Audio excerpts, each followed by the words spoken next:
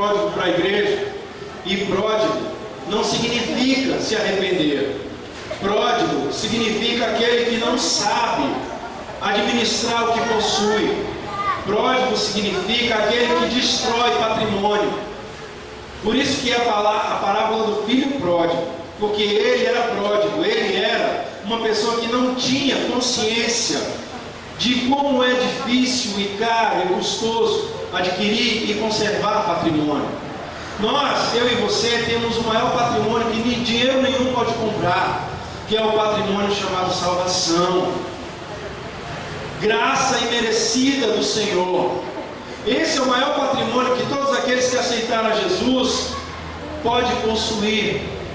Mas o pecado nos afasta, o pecado nos separa. E é por isso que Deus, na sua infinita misericórdia, nos dá o arrependimento. Repita comigo: arrependimento. O arrependimento, irmãos, é um remédio espiritual. Olhe bem para mim. Assim como o arrependimento, tem o amor, o perdão, a fé. Todos eles são remédios espirituais, medicamentos que vão agir diretamente no teu plano espiritual, na tua relação com Deus. O arrependimento é fundamental para que essa relação que você tem com Deus possa continuar, possa permanecer. Porque o arrependimento é algo que não parte só de você, mas é algo que vem da graça de Deus sobre a tua vida. Vamos repetir? Arrependimento é a graça de Deus, favor imerecido. Irmãos, o arrependimento é trabalhado de 3 formas na nossa vida. Existem 3 etapas para o arrependimento produzir transformação em nós. A primeira etapa é exatamente a percepção do pecado. A percepção do pecado nos faz enxergar que estamos fazendo algo errado. Quando aquele homem, o filho pródigo, diz: e eu aqui morro de fome, esse aqui era o local onde ele estava, era o local onde o pecado tinha levado ele. Para quem conhece a história, ele era filho de um homem muito rico, pediu a sua parte da herança e foi viver do jeito que queria, na esbórnia, na lascívia, no pecado sexual, na bebedice, na glutonaria. E uma hora o dinheiro acabou, e ele mendigou o pão, e ele passou fome, foi abandonado pelos seus amigos. O pecado, quando você começa a pecar e que você acha que controla o pecado, você está por cima dele, aí você acha que está numa boa. Mas quando o pecado vira um jogo, quando ele passa a te escravizar, aí você vai sentir na pele o que é viver longe de Deus. Aquele homem, para vocês terem uma ideia da situação que ele chegou, ele desejava comer a comida dos porcos, ali onde ele estava. E para o judeu, o porco era um animal imundo. Ele estava numa condição lamentável, lastimável. Além de estar envergonhado, ele ainda estava abrindo mão de todos os seus valores pessoais, de tudo que ele acreditava, de tudo que seu pai havia lhe ensinado. Ele desejava comer o alimento que era reservado para aquilo que na casa dele era considerado imundo. Quem está entendendo isso, diga amém. O pecado conduziu ele até um lugar onde ele estava longe de Deus, passando fome e como um morto, espiritualmente falando. Infelizmente, irmãos, é muito difícil nós percebermos os nossos próprios erros. Infelizmente, irmãos, é muito difícil nós entendermos que estamos no pecado. É fácil apontar o erro dos outros, né? É muito fácil dizer que fulano está pecando, que fulano está errado, e que fulano está com a boca suja. Ah, fulano não tem mais vindo para a igreja, está fazendo o que não presta. É muito fácil enxergar o pecado do outro, mas o nosso próprio é muito difícil. A prova disso é o filho pródigo, são as parábolas que Jesus deixou. Se fosse fácil, ele não teria feito o que ele fez, não deixaria chegar ao ponto que chegou. Mas não é fácil perceber que está no pecado. Por isso que é importante você estar cercado de pessoas que te amam, estar cercado de pessoas que oram por você, ter um pastor e uma pastora, ou seja lá o líder espiritual que você tiver, que possa interceder por você no momento que você se encontra perdido. Quem está entendendo isso, diga amém. Abra sua Bíblia no livro de 1 Reis, capítulo 8, versículo 47. 1 Reis é no começo da Bíblia. Capítulo 8, versículo 47. Tomem nota aí, depois leiam com calma todo o capítulo. Vocês vão ver Salomão alertando o povo. E ele diz o seguinte: na terra onde foram levados cativos, caíram em si. Geralmente só depois que você é escravizado pelo pecado é que você cai em si. Geralmente só depois que você está numa condição subhumana, perdendo para o pecado, é que você vai cair em si, é que você vai olhar para trás e ver: meu Deus, eu estou em pecado. Porque muitas vezes, quando nós estamos fazendo o que achamos que é certo, nós não queremos ouvir os conselhos dos outros. Só depois que a gente arrebenta a cara que a gente lembra que tantas pessoas nos alertaram, tantas pessoas nos aconselharam, tantas pessoas nos disseram. Às vezes você briga com o papai, com a mamãe, com a esposa, com o filho, querendo impor a sua vontade. Foi o que aquele filho fez. Brigou com o irmão, decepcionou o pai, pedindo a sua parte da herança, porque ele queria viver do jeito que ele achava melhor. E infelizmente ele estava sendo conduzido a um flagelo. Ele ia atravessar momentos terríveis na sua vida. Ele ia passar por muitas dificuldades. E infelizmente tem pessoas que só descobrem que estão no erro quando estão lá no fundo do poço. Agora deixa eu falar uma coisa para vocês, irmãos. Todo pecado é caminho de morte. Todo pecado conduz à morte. Todo pecado é caminho que nos leva ao precipício. Agora tem um lado bom. Quando você descobre que pecou, quando você entende que está pecando, quando você reconhece que é um viciado, quando você reconhece que não consegue viver sem aquele erro, já é 50% do problema resolvido. Posso ouvir um amém? Amém? Porque o mais difícil de tudo, irmãos, é reconhecer que está errado. Nós somos orgulhosos por natureza, nós somos vaidosos, e reconhecer um erro muitas vezes é difícil, muitas vezes é duro. Olhar para si mesmo no espelho e dizer: cara, tu está errado, você está errado. E o espelho está apontando para você, é você mesmo.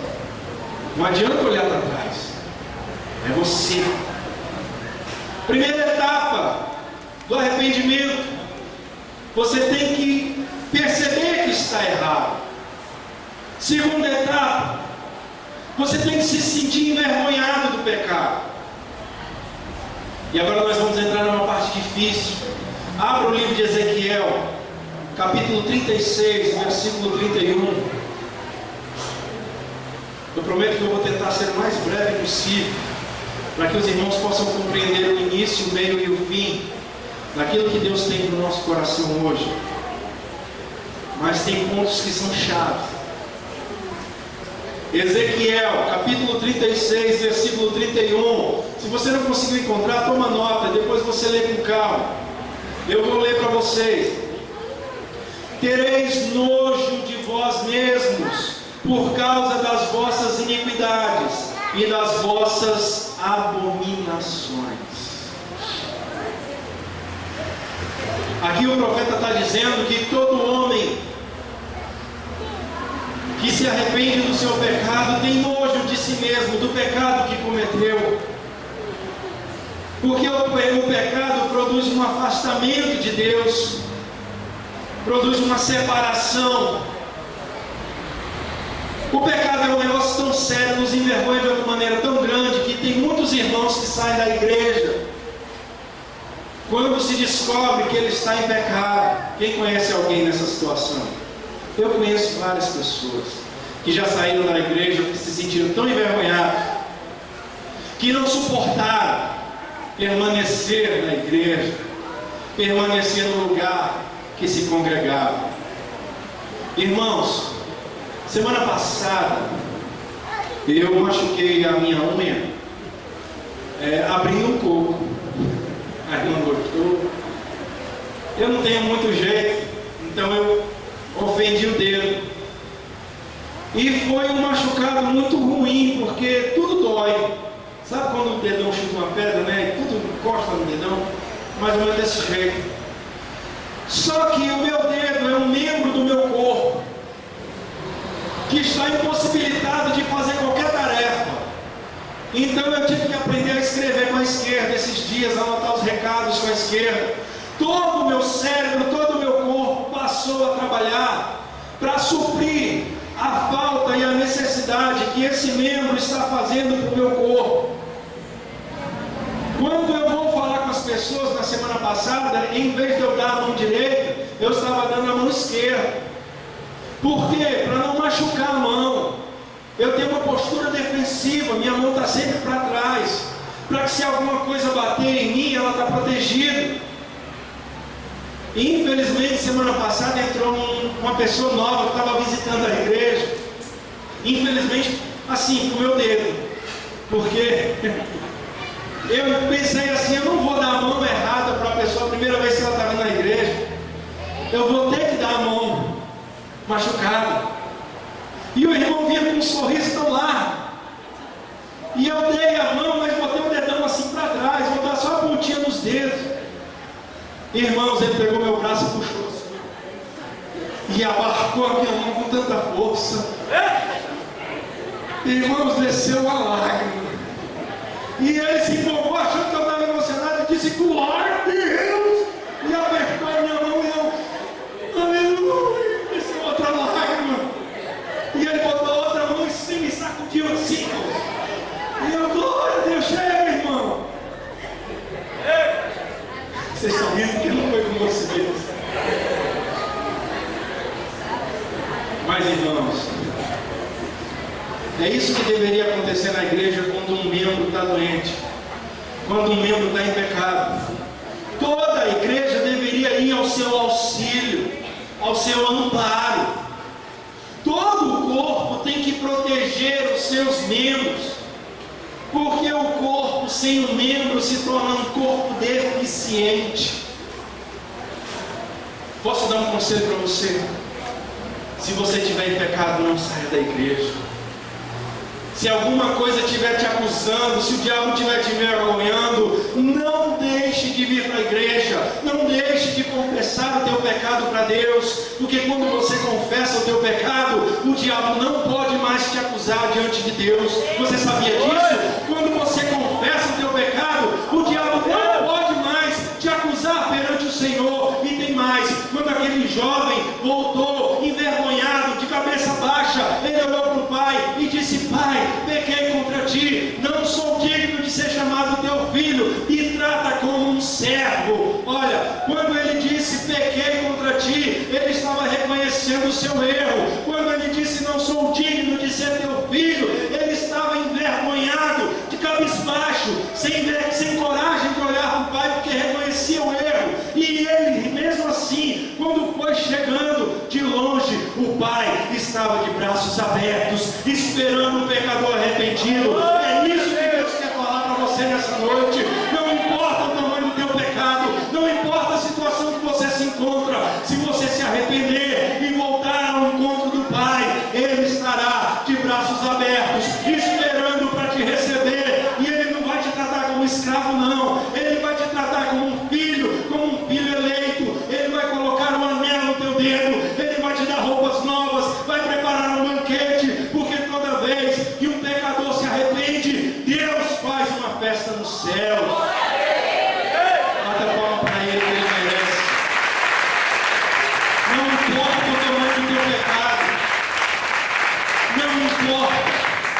o tamanho para Deus.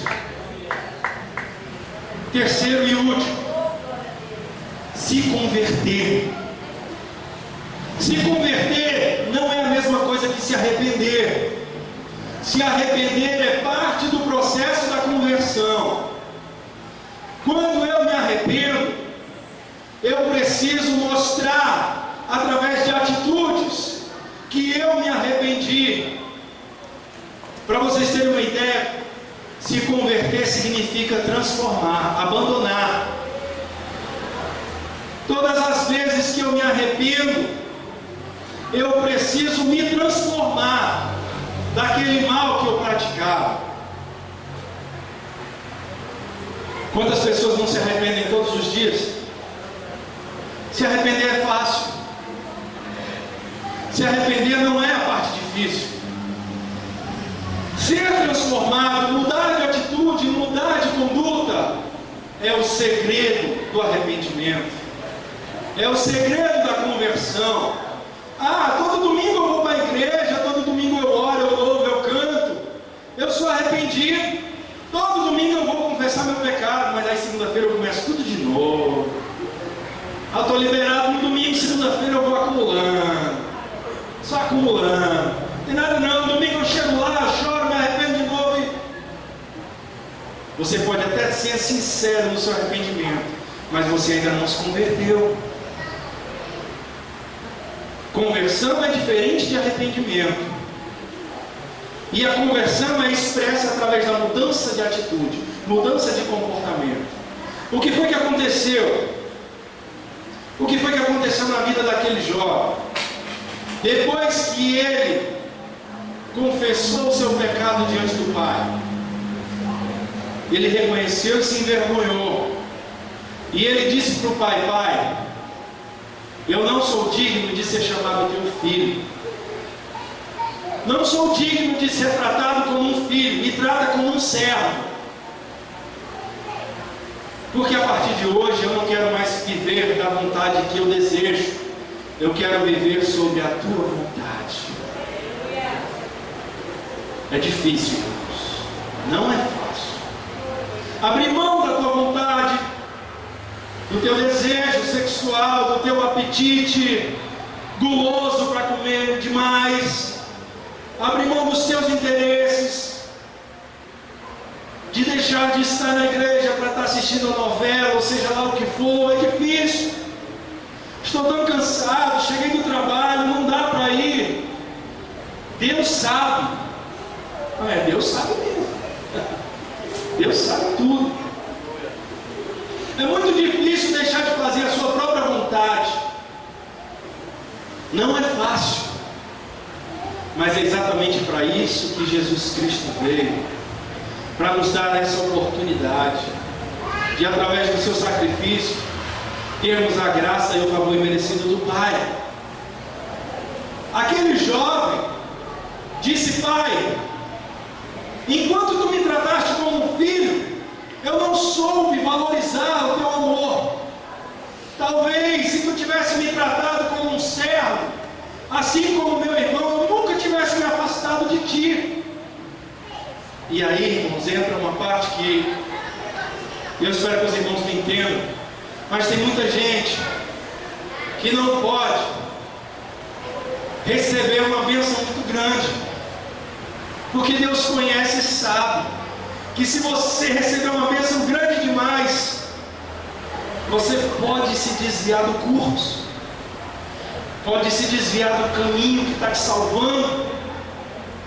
Então Deus tem que dar aquela porção diária limitada, porque só daquele jeito Ele vai conseguir que você permaneça ali ao seu lado. Aleluia.